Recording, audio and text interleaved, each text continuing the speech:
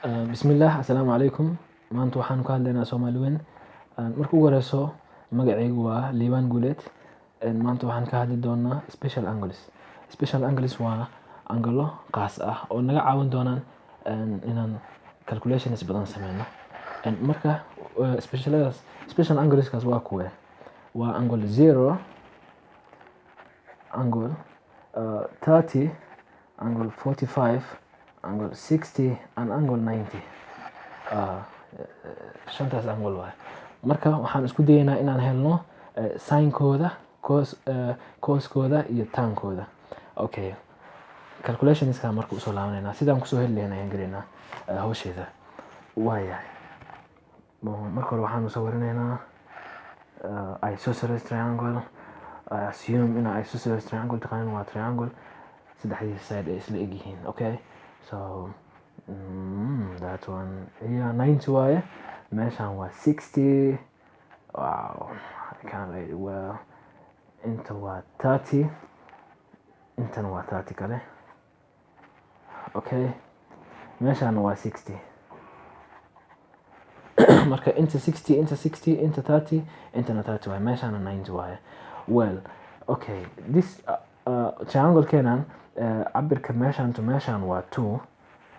Meeshaan to meeshaan waa 2 units asina. Meeshaan to meeshaan waa 2 units because waa isosceles, saddexda dhinac waa isla egyihiin. Marka haddii aan soo drop gareyno meeshaan perpendicular, inta it will be waxaa loo qaybinaa laba meel so that inta iyo inta waxay kala noqonayaan 1 iyo 1. Meeshaan to meeshaan 1, meeshaan to meeshaan 1. Okay, marka kuwaas haysan waxaan u imaanaynaa cos 30 iyo sin 30, all that stuff. Okay, sidaan ku helaynaa marka cos tan? There is the formula, I think idinka dhawaa taqaaniin, SOHCAHTOA. SOHCAHTOA. That's the formula aan isticmaalayno. Okay, waxaan helaynaa marka sin 30. Sin 30. Okay, sin 30 maxay kula mid tahay? Opposite of hypotenuse. Inta istaaganaa. Opposite-ka maxaa waaye? 1 divide by hypotenuse. Because marka inta kale joogtid sin 30 ay tan tahay, opposite-ka kan waaye, hypotenuse-kana kaas waaye. So it is 1/2. Sin 30 taas waaye. Okay, we will finish. waxaan dhammaynaynaa sin, ya sin 60 aadina haddana. Sin 60 iyadana waxay la mid tahay inta istaaganaa. This is 60. So opposite, well, we didn't calculate midaan. This line inaan helnaa u baahanahay. Sidee ku helaynaa? Waxaan ku helaynaa Pythagoras theorem. Let's say this is A. Okay, alright, inay nooga duwanaato waa waxa kale. A, this one is A, so A squared B squared is equal to C squared.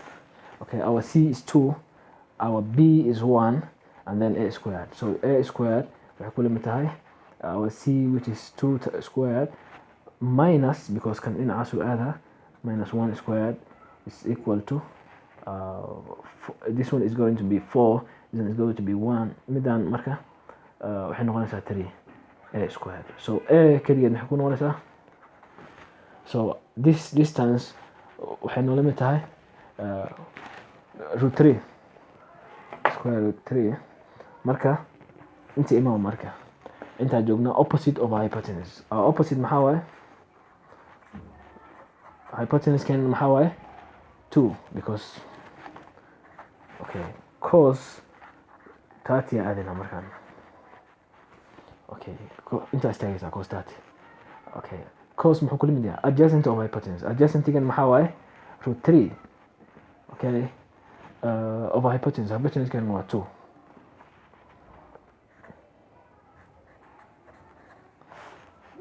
Cos 60 and adding cos 60, which is equal to intaan joognaa adjacent of hypotenuse. Okay, tan aadina markaan. Tan, these values they belong, waxaa la gelinaa meeshaas. Marka tan 30 tan 30 waxay kula mid tahay opposite of hypotenuse. Inta taagan tahay opposite over hypotenuse. Opposite over adjacent. So this over that, which is going to be 1 over root 3 times 60, which is going to be opposite over hypotenuse, which is that over 1. Okay, so values can table can gashanayna because waxaan rabnay inaan table kan dhisno.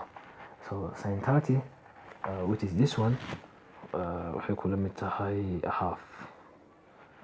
Okay, cos 30 waxay kula mid tahay root 3 over 2. I think this pen is better. Kana ka fiican. Okay, sin 60 maxay noo limid tahay root 3 over 2. And cos 60 waxay kula mid tahay a half. Alright, markaan waxaan u imaanaynaa okay, tan aan hilmaami rabnay. Tan 30 waxay kula mid tahay 1 over root 3, and then tan 60 waxay kula mid tahay root 3 over 1. Okay, now we got waxaan markaan dhisaynaa 45. Okay, so not really good, but it is sidaan waaye. So that into select into 45 waaye, into 45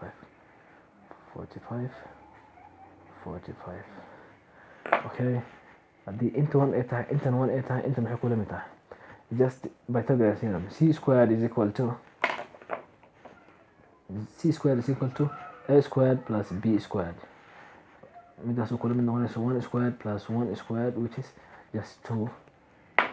So cabirkaas waa root 2. Okay, so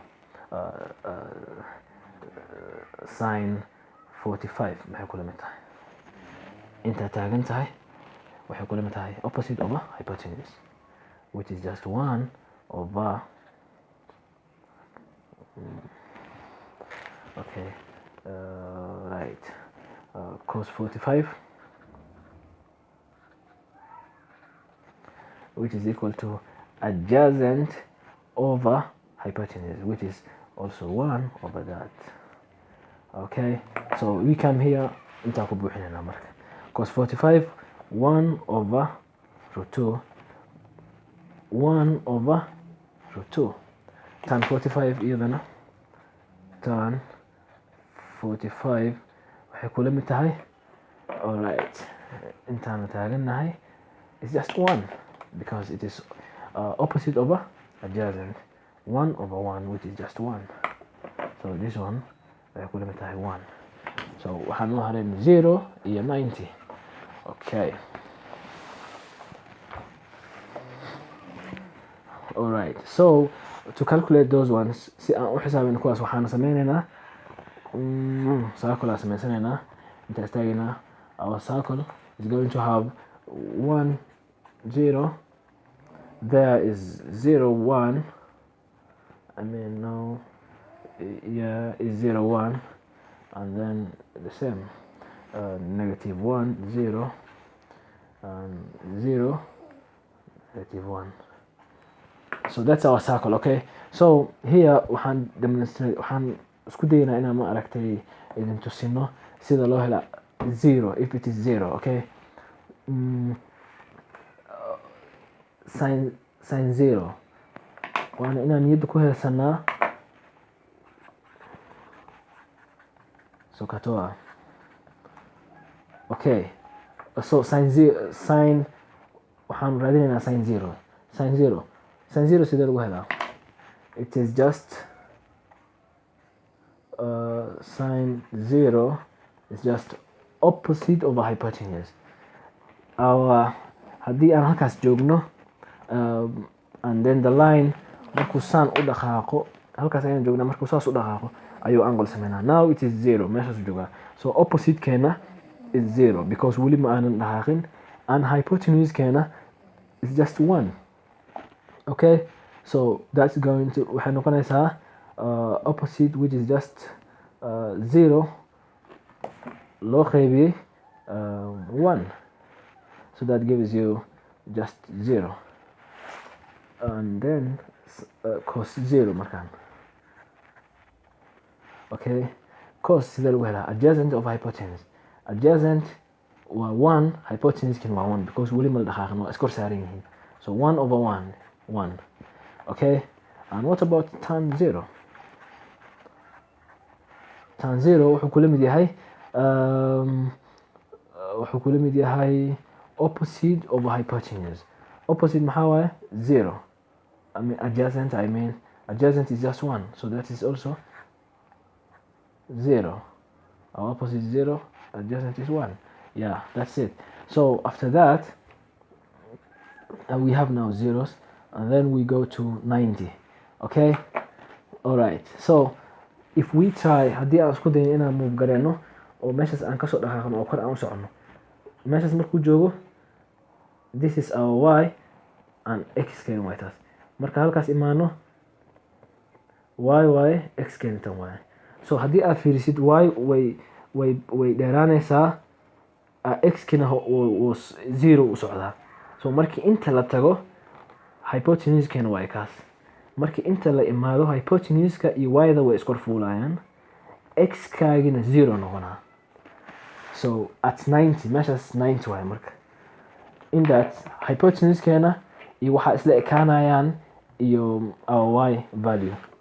Marka, alright, so cos 90 wuxuu la mid yahay adjacent of hypotenuse. Adjacent maxaa waaye? 0. X value 0 noqday marka 90 la joogo, because wuu soo dhaqaaqay 0 waaye, over just 1 because measures 1 waaye, which is just 0. Okay, sin 90 wuxuu la mid yahay sin 90 opposite of hypotenuse. Opposite keena waa kan, y-ga waaye. Okay, this is our opposite. Hypotenuse kan markaas waa way isla ekaana, marka inta la joogo way isla egyihiin, way iskor fuushan yihiin. So it is 1/1, which is just 1. Tan 90 markaan, which is the last one. Tan 90 wuxuu noqonaa opposite loo qaybiyey adjacent, which is just 1 loo qaybiyey 0. This one ma la samayn karo, waxaa la dhahaa undefined. Ma soconayso 0 haddaa wax u qaybayso ma la samayn karo. So that is waa kaas. So waxaan jeclahay inaan wax qalada aan samaynin, marka tablekan inaan buuxinaan isku dayanaa. So tan 0 wuxuu kula mid yahay 0 cos 0 1 way, tan 0 na 1 way. So this is just 0 way, kanna 1 way, kanna 0 way. Okay, inta uu imaado sin 90 waa 1 0 way, kanna waa undefined way. So tablekan waa buuxsanay aan jeclahay, intaas waaye. Waa mahadsantiin haddii aan khalad samaynay, waa nasixi kartiin su'aalo iyo comment idinkana. Marka homework ayaan idin dirayaa, waxaa soo samaynaysiin homework-ga. Hadda waxaad haysataan sin iyo cos iyo tan, marka waxaan laga rabaa inaad soo heshaan cosec of 0, 30, 45 iyo 90. Sidoo kale waxaa soo helaysaan sec of 0, 30, 45 iyo 90. Sidoo kale waxaa soo helaysiin cot of 0, 30, 45 iyo 90. Intaas ayaa idinka rabnaa. Isku daya, ansida aa heshaan commentiga kusoo qora, annagana mar kale ayaan soo samayn. Okay, marka kuwan markii aad helaysid waxaad maaragtay gadaal u fiirin kartaa cashiradeeni hore oo formulada sida cosec lagu helo, sida sec lagu helo, sida cot lagu helo. Cashiradeeni hore ayaan kusoo baranay, marka cashiradaas ayaad daawan kartaa. Formulada meeshaas aad ka heli kartaa. Waa mahadsantihiin, wixii comment ah noo reeba.